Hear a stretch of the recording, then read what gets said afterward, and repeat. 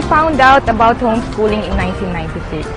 A dear friend kept encouraging me and telling me about the wonderful things regarding homeschool. I was scared. I didn't want to put the future of my children in my hands. And also, patience was not one of my strongest points. Then, events in 1998 forced me to think really hard about homeschooling. One was the way my child was treated in regular school. And in 1998, that was finally the time I homeschooled my children. It was mainly because I wanted to instill the values, our family values. I wanted them to grow up as upright Christians, people with integrity. I wanted them to have realistic self-image, not the way schools, regular schools, distort their self-image. In schools kasi their weaknesses are magnified, even their strengths are diminished. At home, their strengths are weak, and weaknesses are as they are. Hi, my name is Sanchez, and what I'm about to tell you may just change your life and the life of your kids. I'm going to share with you how you can send your kids to the best school in the world and save as much as 80% of what you're spending right now. I'm going to share with you the 10 core principles of how to teach your kids at home and save money and get more free time and be able to protect your kids from unnecessary harm and strengthen your family life and get DepEd accreditation all at the same time. Let me introduce to you some of the homeschool kids. Albert Einstein, scientist. Leonardo da Vinci, painter, sculptor, inventor. Si Wolfgang Amadeus Mozart. Douglas MacArthur, U.S. General. George Patton, U.S. General. Thomas Jefferson, U.S. President. Abraham Lincoln, U.S. President. Franklin Delano Roosevelt, U.S. President. Theodore Roosevelt, U.S. President. George Washington, U.S. President. Woodrow Wilson, U.S. Presidency. John Wesley, founder of the Methodist Church. Blaise Pascal, scientist. Winston Churchill, British Prime Minister. During the summer, I would usually teach her lessons at home. And we were already using grade 1 books. Okay, so I decided to just homeschool her. In that way, she will be more advanced according to her capacity. With homeschool, since it's only them, the two of them that I'm handling, so we go through our lessons very fast. I think what can be covered for a quarter in regular school, we can do it for a month and a half in homeschool. That gives them more time to do the things that interest them. Hans Christian Andersen, writer. Si Agatha Christie, writer. Charles Dickens, writer. Mark Twain, writer. Daniel Webster, writer. Charles Chaplin, actor. Florence Nightingale, nurse and hero. Sally Ride, astronaut. Albert Schweitzer, physician. Leo Tolstoy, writer. C.S. Lewis, Christian apologist. Alexander Graham Bell, inventor of the telephone. Thomas Edison, inventor of the light bulb. Orville and Wilbur Wright, inventors of the airplane. And Joan of Arc, saint and martyr. All of them have been homeschooled. All of them had parents who taught them at home. Why is it that homeschool can produce such world achievers? Because of what I believe to be 10 core principles of homeschool, which I'd like to share with you today. Ang unang core principle is to follow your child's passion. When you teach your child at home, you follow your child's passions, interests. Alam mo yung anak ko, yung isa sa mga unang salita na sinabi niya, a horse. Bilib na bilib kami, bakit kaya yun ang unang word niya? Yung pala, it became his passion, yung horses. Maliit na maliit, baby pa lang siya, linalaro na niya yung kabayo na laruan. And then, you know, as early as at the age of 3, he was already riding horses. And then we would give him books about horses, and he would gobble them up, and he would ask for more books on horses. And so because that was his passion, maski anong libro, basta tungkol sa kabayo, babasahin niya. And he would, walang tulak, walang pressure, walang magbasa ka. No, he wanted to do it. And so we studied the different breeds, the different kinds of horses, yung history of horses. He began to make horses and draw horses and color horses. And then after that, he began to think. One day daw, sinabi niya, he'll have a ranch. Tapos he'll own 10 horses. Tapos ipag-aarkilan niya yung horses na yon sa mga iba't ibang mga bata.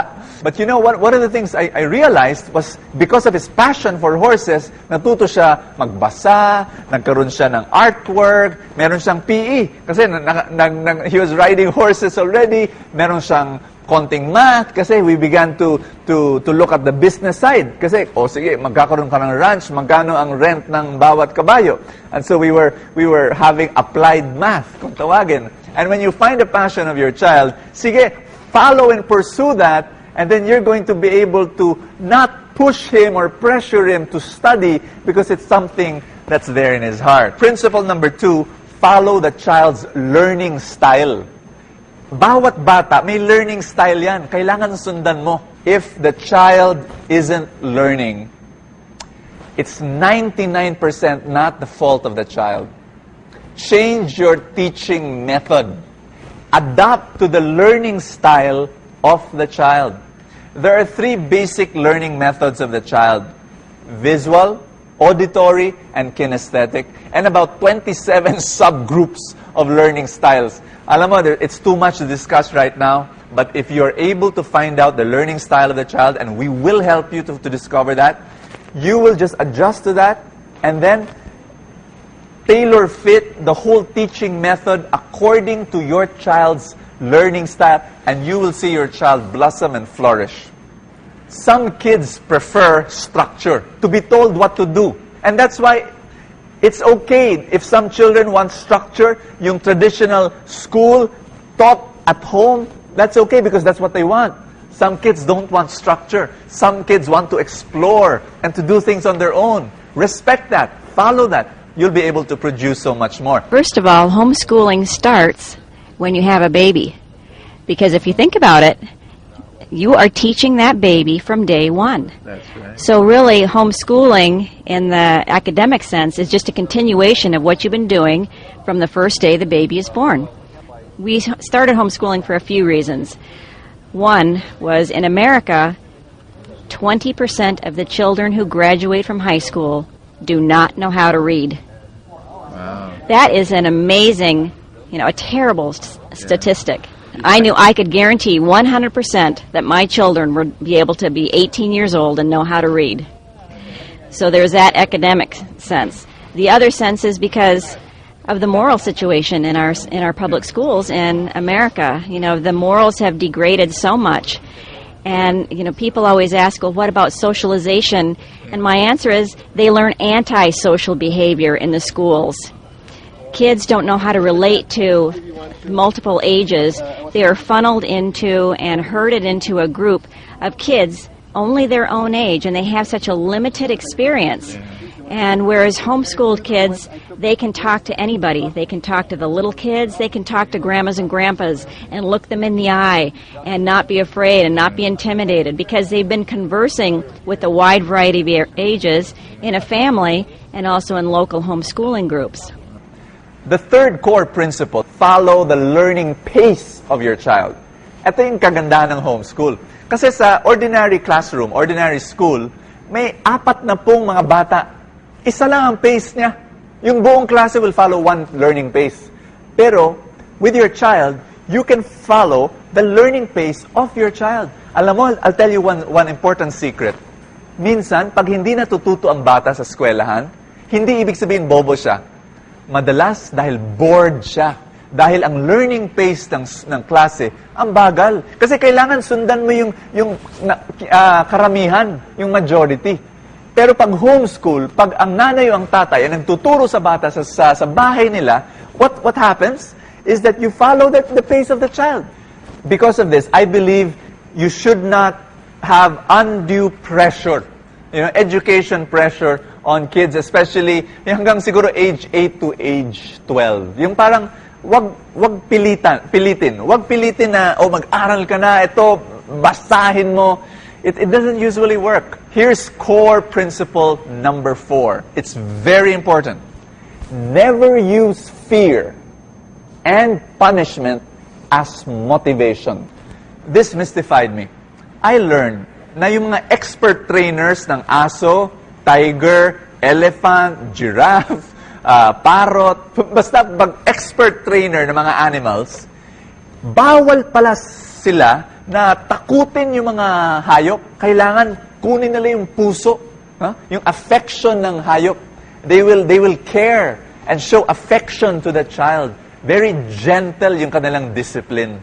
Kung sa hayop, kailangan ganun, gentle, firm discipline, pero with affection.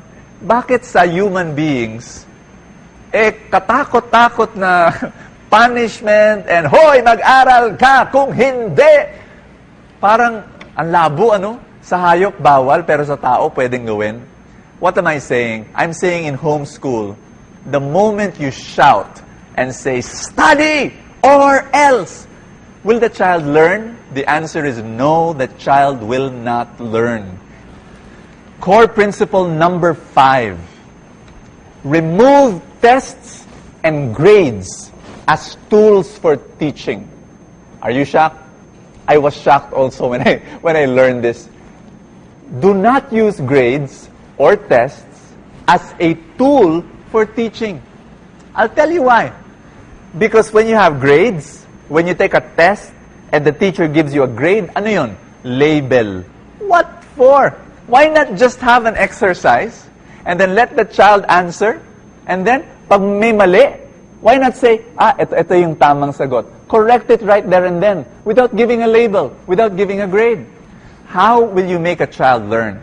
And how will you know if he's learning or not? Through a test? Through a grade? Etong suggestion. And this was written by Charlotte Mason, and she said, why don't you utilize, gamitin mo, that great desire of children to tell stories? Narration. Alam mo, it's so much better than true and false multiple choice. Isabihin mo sa kanya, anak, ikwento mo sa akin, ano yung natutunan mo from the book or from the activity? Alam mo, ipakwento mo. Kasi pag kwento, may mga reasoning, may plot, and then, as the child gets older, not just tell the story, but even to write it down in an essay form. Core principle number 6. Nurture within a child a great love for reading. Sana yung talagang magkaroon siya ng love for books and stories.